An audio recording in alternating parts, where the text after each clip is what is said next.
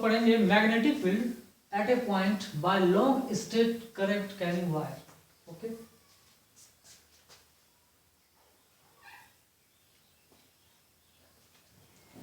हमारा टॉपिक क्या है, मैग्नेटिक फील्ड फाइंड करना है। We are going to find the magnetic field by a long straight current carrying wire. ठीक है, एक लॉन्ग भी है, स्ट्रेट करंट कैरिंग वायर है, उसके वजह से किसी पॉइंट पर मैग्नेटिक फील्ड क्या होगा। ठीक है, तो मान लेते हैं कि ये long straight current carrying wire है, इस वायर के एक एक पॉइंट पर मैग्नेटिक फील्ड क्या होगा, जीरो होगा, इनफाइनाइट लेंथ का है।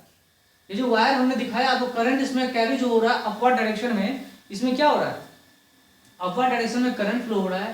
तो एक एक पॉइंट पे, इस वायर के एक एक पॉइंट पे मैग्नेटिक फील्ड क्या होगा, जीरो होता है।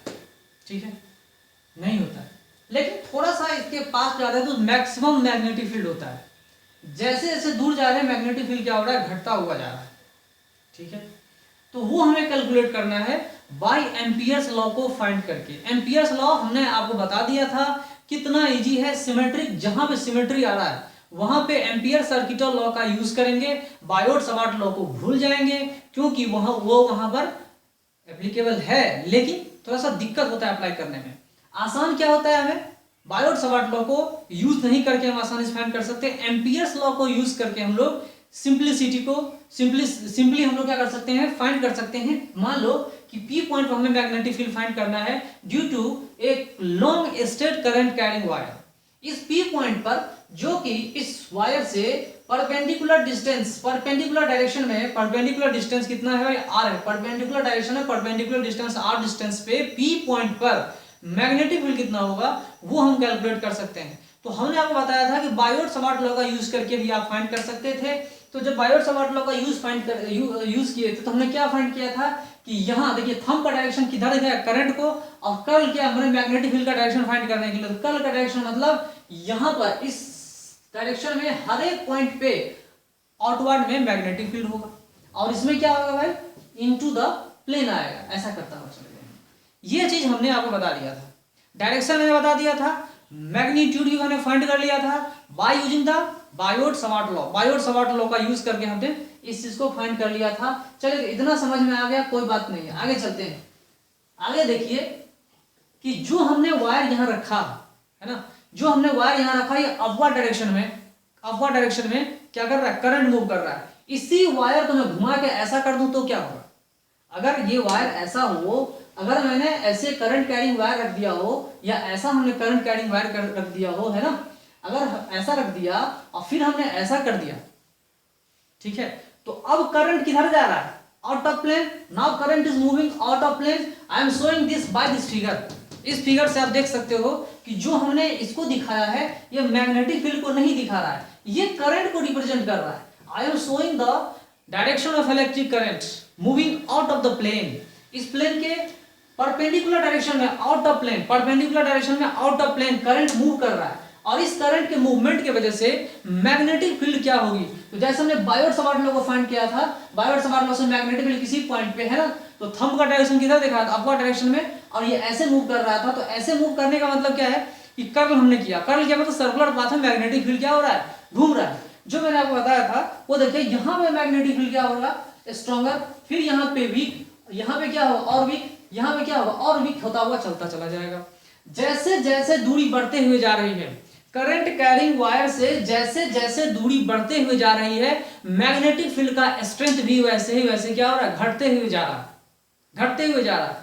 As we are moving far away from the wire, magnetic field due to that wire decreases, but when I am approaching the wire, then magnetic field increases due to this current carrying wire।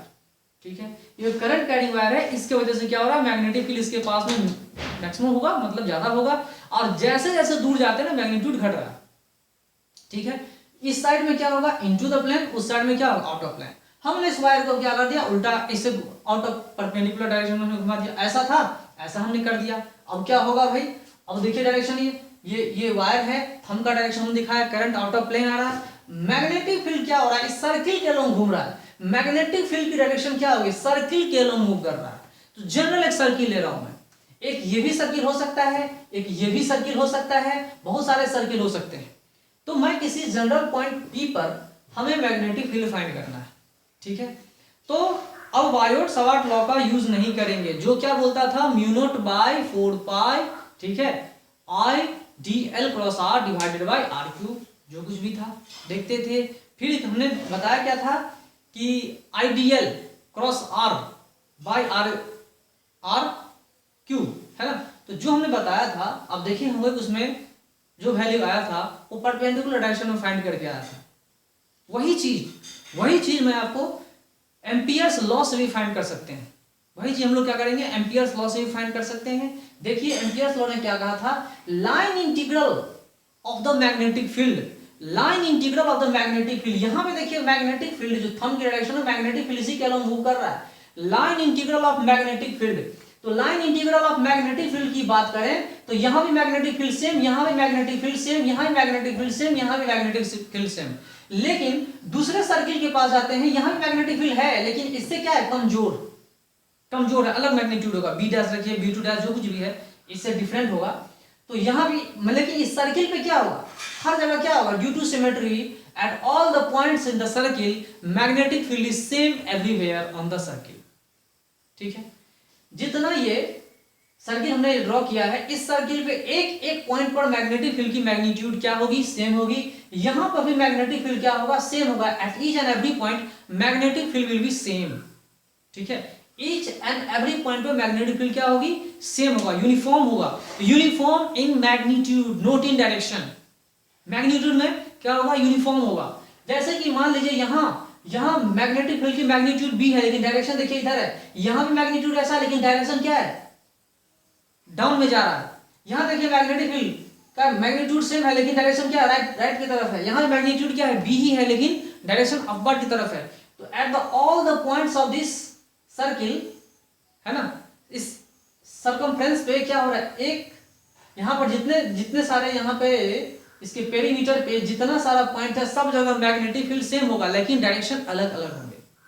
तो line integral of Ampere's law ने क्या कहा कि line integral of magnetic field is equal to mu naught times total current enclosed by that circle, that line along which we are going to calculate the magnetic field, ठीक है। तो पहले direction find कर लीजिए, ये out of plane है तो magnetic field की डायरेक्शन कुछ इस तरह से चलती चली जाएगी। कल हमने किया ऐसा, तो देखिए B डॉट dl, तो क्लोज सरफेस है, ये सरफेस कैसा है भाई, क्लोज सरफेस है, काफी सिमेट्रिक है। तो सिमेट्रिक है तो काफी आसान है समझना।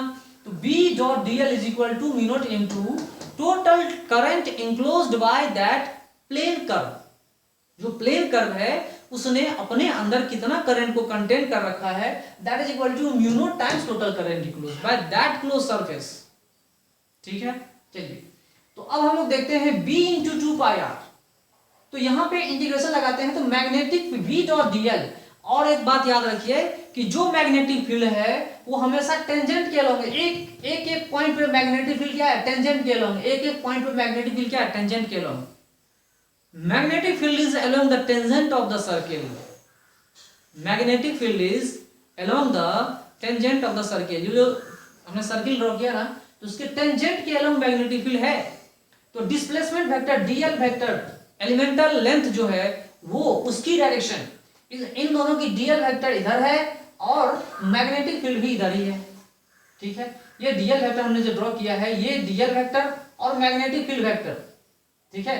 ये dl वेक्टर हमने ले लिया और मैग्नेटिक फील्ड भी इधर ही है, मतलब both are in the same direction, both are in the same direction, here it is also in the same direction, here it is also in the same direction। किसी भी लेंथ पे, किसी dl length पे आप देख सकते हो कि magnetic field and elementary length are in the same direction. If they are in the same direction, then we are going to calculate the dot product of magnetic field and length vector, a small elemental length vector। तो magnetic field और इन दोनों का dot product करेंगे तो कितना होगा, cos 0 is equal to 1 B dot dl। B के बारे में मैं आपको क्लियर बता चुका हूं कि B की value each and every point पे सिर्फ इस सर्किल पे क्या होगा, कांस्टेंट होगी। फिर इस पे भी कांस्टेंट होगा, लेकिन इससे डिफरेंट वैल्यू आएगी। फिर तीसरा सर्किल हम ड्रॉ करेंगे तो डिफरेंट वैल्यू आएगी और इन दोनों से भी अलग आएगी। इसके अंदर में भी अगर हमने एक ड्रॉ किया तो वहां पर मैग्नेटिक फील्ड क्या होगी, स्ट्रॉन्गर होगा, इससे ज्यादा स्ट्रॉन्गर होगा, इससे भी बहुत ज्यादा स्ट्रॉन्गर होगा, लेकिन डिफरेंट मैग्नीट्यूड हो जाएगा। ठीक है, वही बताना चाह रहा था। तो B dot D L, B क्या है, क्लोज सरफेस में मैंने बताया line integral of magnetic field B into 2 pi R. Total length कितना है भाई, लेंथ कितना है, टोटल लेंथ कितना है, तो 2 पाई आर। इसका पेरीमीटर कितना है, सर्किल का पेरीमीटर कितना होगा, 2 पाई आर, है ना, 2 pi r that is equal to mu naught times total current enclosed by that perimeter, that line, that plane curve, है ना, म्यू नॉट इनटू आई लिखा हमने। तो क्या आएगा answer, magnetic field at the magnetic field at the P point, P point पर कितना होगा, एक करंट कैरिंग वायर की वजह से, चाहे वो आउट ऑफ प्लेन आ जाए या इनटू द प्लेन आ जाए। अगर ये इनटू द प्लेन आया था तो मैग्नेटिक फील्ड की डायरेक्शन सब उल्टा हो जाता है, 180 डिग्री घूम जाता, 180 डिग्री रिवर्स हो जाता। तो यहां देखिए magnetic field is equal to mu naught into I by 2 pi R. तो ये काफी आसानी से आपने फाइंड कर लिया, एम्पियर्स लॉ का यूज करके आपने काफी आसानी से इस चीज को फाइंड कर लिया। It is very easy to use. ठीक है, म्यू नॉट अपॉन 4 पाई, यहां देखिए सजाएंगे इसको अगर, तो इसको ये भी लिख सकते हैं mu naught upon 4 pi into 2। ठीक है, इस तरह से भी लिख सकते हैं। म्यू नॉट अपॉन 4 पाई की वैल्यू को पता है, करंट कितना होगा, रेडियस कितना होगा, उसके ऊपर डिपेंड है। तो magnetic field is directly proportional to current, magnetic field is directly proportional to current and inversely proportional to radius. जितना करंट ज्यादा, मैग्नेटिक फील्ड की मैग्नीट्यूड भी उतनी ही ज्यादा, है ना। यहां देखिए magnetic field is directly proportional to current because this is proportionality constant और एक constant quantity. B magnetic field directly proportional to constant, sorry, magnetic field directly proportional to current in the wire and magnetic field is inversely proportional to distance from the current carrying wire. ठीक है, तो इस तरह से आप, मैंने आपको बताया है एम्पियर्स लूप, एम्पियर्स लॉ का यूज कर सकते हो, है ना। एम्पियर्स लूप लॉ जो भी कह सकते हैं, लॉ कह सकते हैं इसको, एम्पियर्स लॉ को यूज करके आप मैथमेटिकली समझ सकते हो कि क्या कहानी है। दूसरी बात ये, इस तरह से जो भी न्यूमेरिकल्स आएंगे आप बना सकते हो, कोई दिक्कत नहीं होगी अब। ठीक है, करंट कितना होगा भाई, तो म्यू नॉट अपॉन वैल्यू कितनी, वैल्यू पता है, करंट मान लो 5 एम्पेयर, रेडियस मान लो 1 मीटर, तो 5 × 2 10 होंगे, है ना। इस तरह से क्वेश्चन बना सकते हो, कोई बहुत बड़ी बात नहीं है ना। बेसिक कॉन्सेप्ट समझना जरूरी है। अगर आपके पास मैग्नेटिक फील्ड रेडियस पता हो तो करंट पता कर सकते हो, है ना। अगर ये करंट और रेडियस पता है तो मैग्नेटिक फील्ड पता कर सकते हो। ठीक है, अगर ये तीनों चीज पता हो तो ये proportionality constant, sorry mu two permeability of free space भी आप कैलकुलेट कर सकते हो। ठीक है, चलिए एक और मैं बात बताना चाह रहा हूं कि मान लो कोई लूप है, ठीक है, एक करंट कैरिंग क्या है भाई, लूप।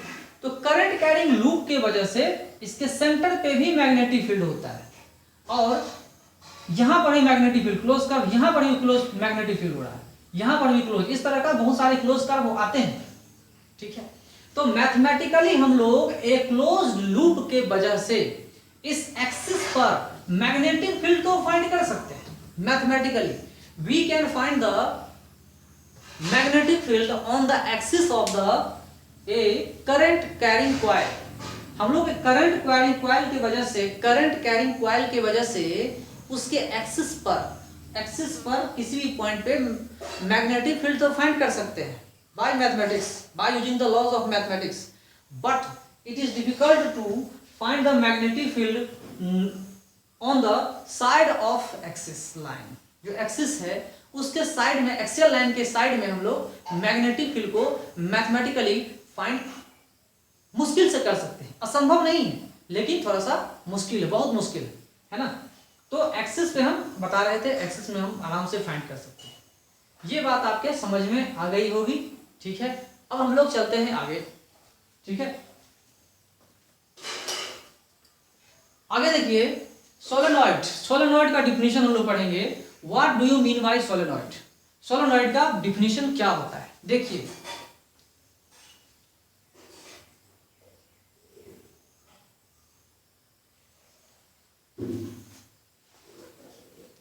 ये सोलेनॉइड का डिफिनीशन क्या होता है। सोलेनॉइड का डिफिनीशन इससे पहले अगर आपने नहीं सुना है तो सुन लो। परिभाषा क्या होता है, डिफिनीशन क्या होता है। सोलेनॉइड क्या होता है, ए wire wound closely, a wire metal होना चाहिए, कंडक्टर होना चाहिए, चाहे कोई भी वायर हो, चाहे कॉपर का हो, आयरन का हो, गोल्ड का हो, सिल्वर का हो, जो भी है ना। ए वायर वाउंड, वाउंड मतलब लपेटा हुआ, क्लोजली सटा हुआ, a wire wound closely in the form of helix, spring की तरह। यहां हमने दिखाया ना, मैंने इसको काफी हटा हटा कर दिखाया है ना, लेकिन ये क्लोजली क्लोजली रहता है। नॉर्मली ऐसा भी हो सकता है, ऐसा भी हो सकता है, कोई गलत नहीं है, ऐसा भी हो सकता है, मतलब एक स्प्रिंग होता है, ठीक है। अगर ये स्प्रिंग है तो उसको स्प्रिंग क्यों नहीं कहते भाई, सोलेनॉइड क्यों कहते हैं? तो डिफिनेशन देखिए, a wire wound closely in the form of helix is called a solenoid. Solenoid क्या होता है? एक वायर होता है जो क्या होता है, वाउंड होता है, घुमा हुआ होता है, हेलिक्स की तरह घुमा हुआ होता है, wound closely in the form of helix, ठीक है।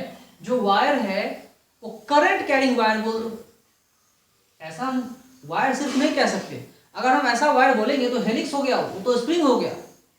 ये क्या, यहां क्या होना चाहिए, एक करंट कैरिंग वायर, यहां क्या होना चाहिए, करंट कैरिंग वायर, है ना। ये क्या है, करंट कैरिंग वायर, याद रखिएगा इस चीज को, एक करंट कैरिंग वायर। और सटा हुआ नहीं भी होगा तो चलेगा, हटा हुआ रहेगा ना तो भी इसको सोलेनॉइड बोलेंगे, ठीक है। तो हटा हुआ रहेगा तो टच नहीं करेगा, ठीक है। अगर हटा हुआ सटा हुआ नहीं है तो क्या करेगा, ये टच नहीं करेगा दूसरे को, फिजिकल टच नहीं करेंगे। चलिए ठीक है, तो क्या डिफिनेशन है, a current carrying wire wound closely in the form of helix. इतना भी क्लोज नहीं कि सट जाए, अगर सटाना ही है, अगर सटा के ही रखना है तो इसके ऊपर में क्या करेंगे, इंसुलेटिंग प्लास्टिक का रैप डाल देंगे, प्लास्टिक का कवर डाल देंगे, है ना, कोट डाल देंगे।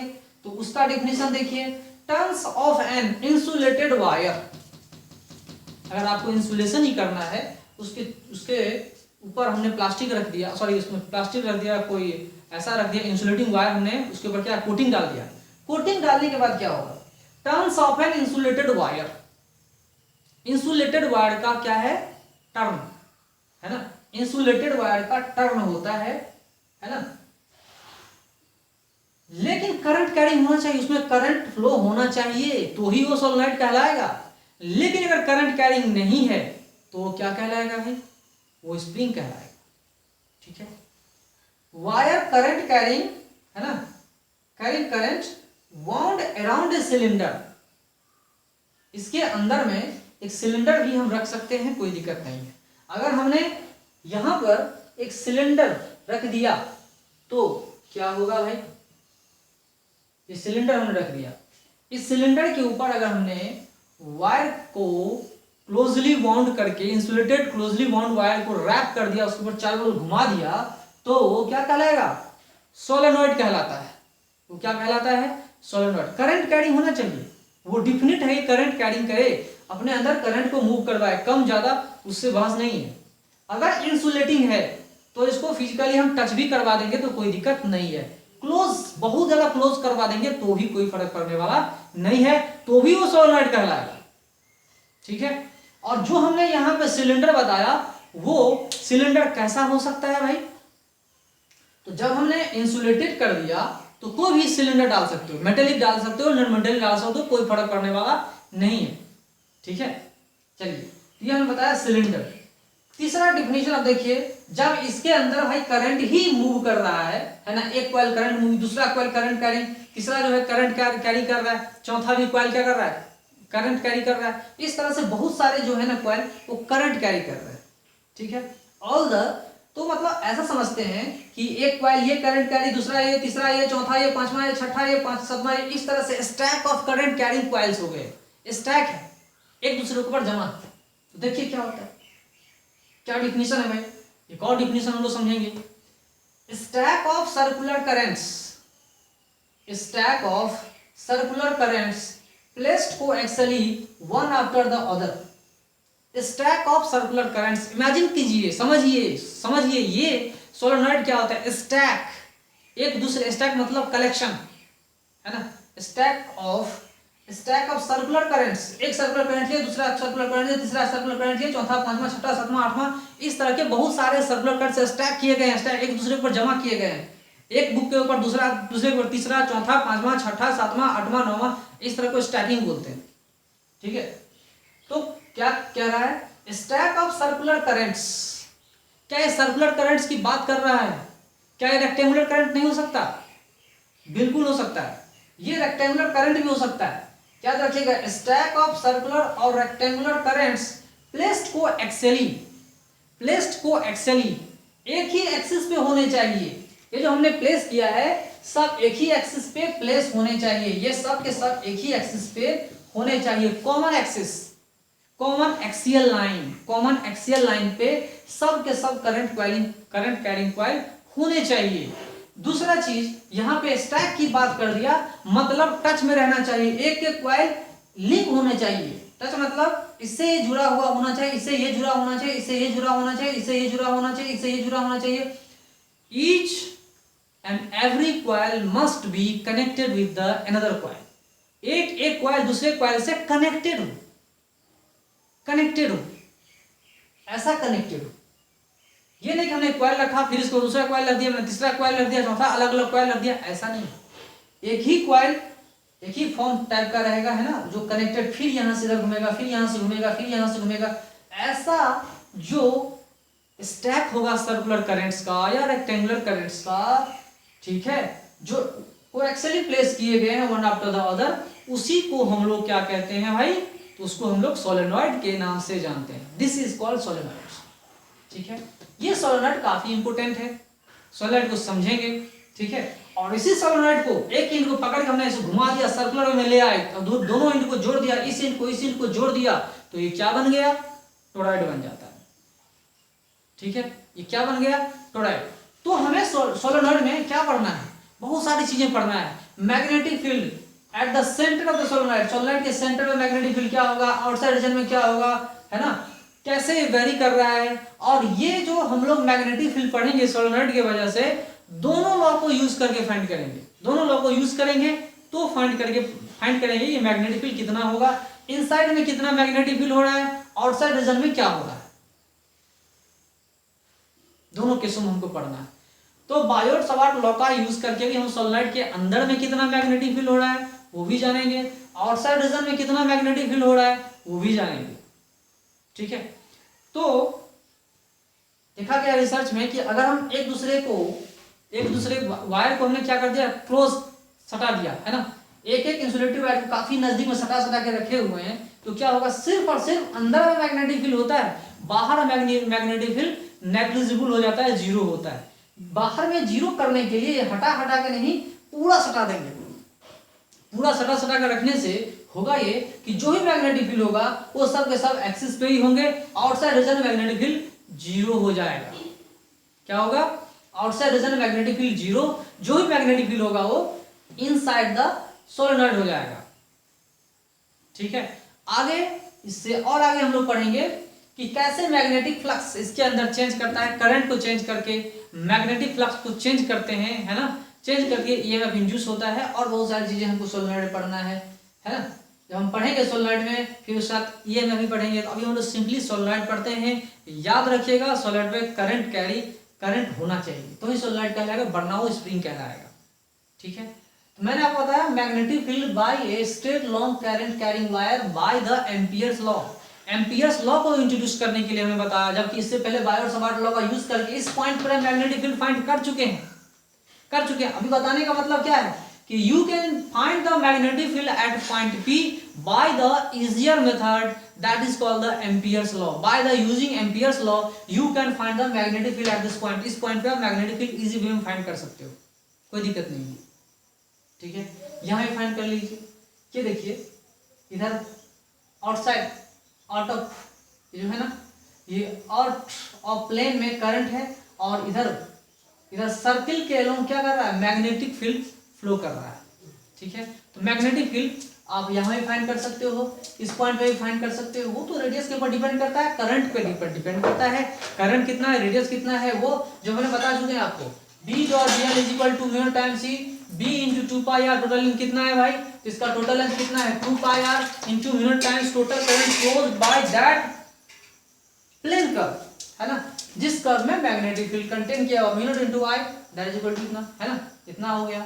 फिर सोलेनॉइड का डिफिनेशन मैंने बताया, बहुत सारा डिफिनेशन मैंने आपको बताया है। एक current carrying wire wound closely in the form of helix or stack of circular or rectangular currents placed coaxially one after the other or turns of an insulated wire carrying current wound around a cylinder।